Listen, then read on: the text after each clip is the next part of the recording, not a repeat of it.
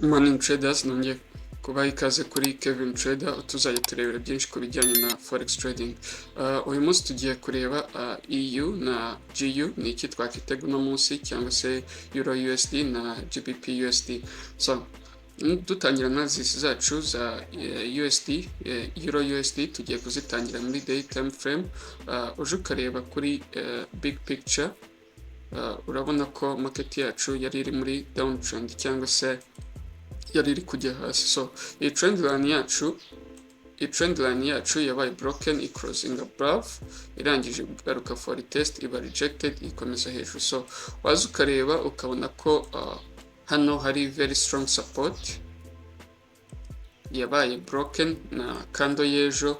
So hari high chance ko twabona big move kuri buying side. So reka dushyireho green box byerekana ko iri very strong support, cyangwa se support yahindutse resistance. Dushyireho green box, tuyihindure yellow line yerekana ko iri muri daily time frame. Ubundi to marking highs na lows za current candle. Icyo bidufasha kumenya trading zone y'uyu munsi aho iherereye, cyangwa se aho isoko riri gutrading. Ubundi tuyihindure purple line, tumarking na lows zayo. Twibaze iramutse breakinze ino purple line, next resistance yaba iri he? Gusa harimo za resistance nyinshi, gusa katumarking nkaha tuyihindure yellow line bitandukanye n'izindi support. Ubundi tumarking ni strong support yacu. Tumarking na half ya yesterday candle. Murabona ko ari candle nini cyane, marambabwira ko uba ugomba kuyimarkinga, kuko kenshi market iyo yongeye ikakora ikahagera iba ikora reaction igasubira muri buying side, nimba iri kujya muri uptrend, cyangwa se nimba iri muri downtrend igasubira muri selling side. So reka tujye muri 4 hours turebe hose byifasha bite. So muri 4 hours reka turebe, urabona ko hano harimo za rejection nyinshi cyane muri 4 hours. Gusa aha reka dushyiremo resistance. Ubundi twigire muri 1 hour turebe nimba hari izindi support and resistance twabona. So izo twaciye muri 4 hours na daily time frame ziri very valid, cyangwa se nizo twakagombye kuba turi guca muri 1 hour. Ahubwo reka tugiye muri 30 minutes turebe nizi opportunities dushobora kubona no munsi. So uje ukareba kuri EU muri 30 minutes, aha biragaragara ko market yasaga nk'iri muri nkaho hasaga nkaho hari clean candles, gusa ntabwo ziri very clean. Reka turebe ngaha,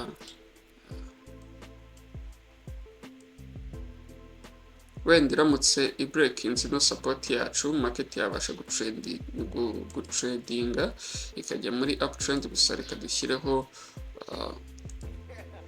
white box byerekana ko ari no trading zone, cyangwa se aho tutagomba gutradinga, tugomba kurindira ko market yacu breaking. So kuri EU ndi kumva icyo twakitegura ko breaking no support iga closing above, ikamanuka for test, ikabona gukomeza hejuru. Ndi kumva ari iyo option dushobora gutegereza. Gusa uko twabonye ko hatari very clean candles. Gusa I think ko umuntu uzi kumanaginga risk yatekinga trade aramutse abonye ibreaking hariya iga closing above, ikamanuka for test this resistance, ikabona gukomeza hejuru. So cyangwa se ubonye iramutse imanutse ahangaha, warindira ko iba rejected ikabona gukomeza hejuru. Ndi kumva kuri EU ari byo twakitegura.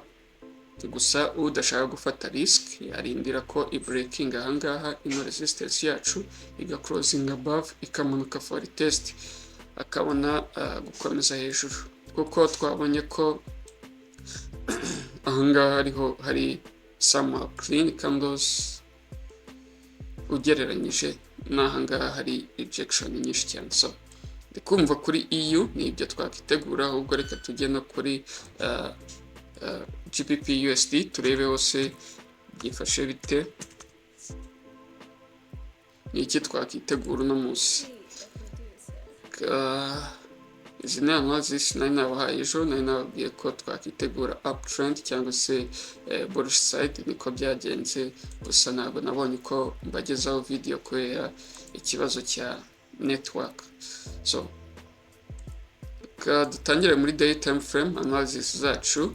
Urabona ko na GBP USD nayo kuri big picture yagaragazaga some bearish side, gusa ino trend line yacu iba broken, i closing above, imanuka for test, irangije iba rejected, ikomeza hejuru. So waza ukareba nayo hari strong support, nayo yabaye broken.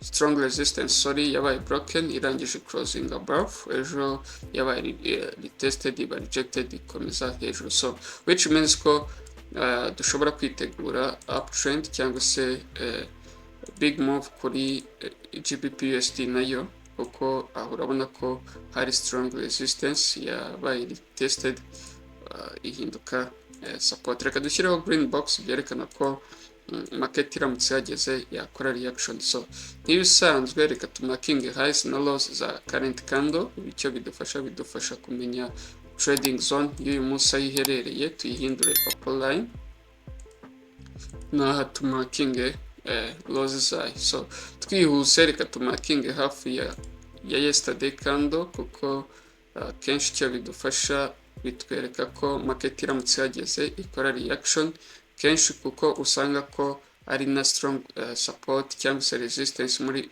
4 hours. Gusa in my experience iyo usanze itari na strong support muri 4 hours cyangwa iki, akenshi iyo market yongeye ikahagera nimba iri muri uptrend iba rejected, igasubira muri buying side. So twibaze market yacu iramutse breaking no resistance, next resistance yaba irihe? Yaba iri ahangaha. So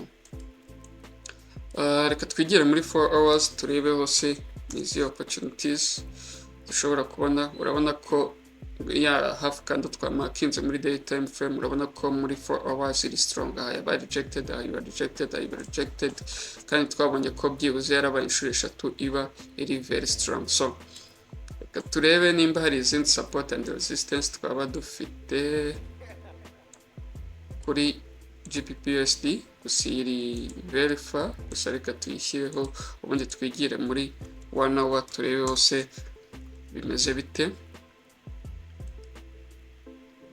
So muri 1 hour izo twakabaye duca muri 1 hour, urabona ko muri 1 hour urabona ko izo twaciye muri 4 hours and the time frames ziri enough, ahubwo reka tujye muri 30 minutes turebe nize opportunities dushobora kubona. So uje ukareba market yacu yabaye stuck muri iyi range, cyangwa se yananiwe kuba ya breaking no range. Tuyihindure white line, byerekana ko hari no trading zone. Murambabwira ko hari aho utagomba gutradinga, ntugomba gutradinga muri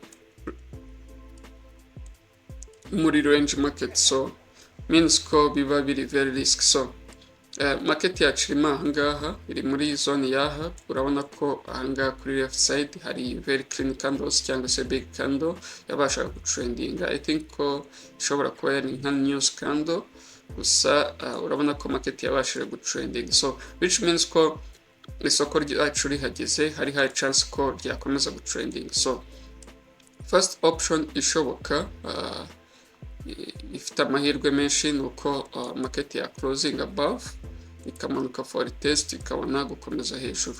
Icyo gihe wa taking a trade yawe uramutse ubonye ikoze retest iyi support yacu, resistance yacu, targetinga ino next support, kuko twabonye ko kuri left side hari very clean candles. So cyangwa se market yacu iramutse ije breaking ino support yacu with a very strong candle, bullish candle, warindira ko iza gutestinga ino support yacu ikaba rejected ikabona gukomeza hejuru. Ndi kumva kuri GU nayo ni ibyo twakitegura uno munsi. EU na GU ni izo plan dufite. So thank you so much, happy trading day.